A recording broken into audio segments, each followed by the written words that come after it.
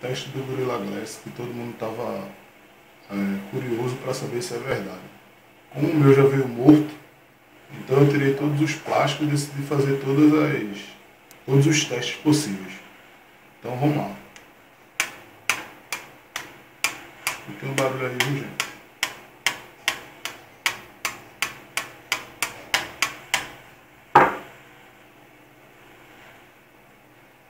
Perfeito.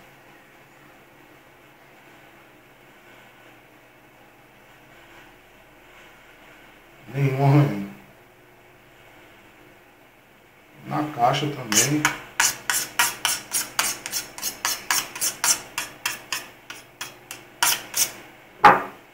E nada.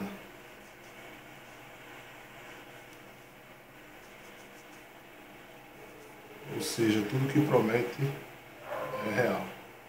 Pena que ele veio morto.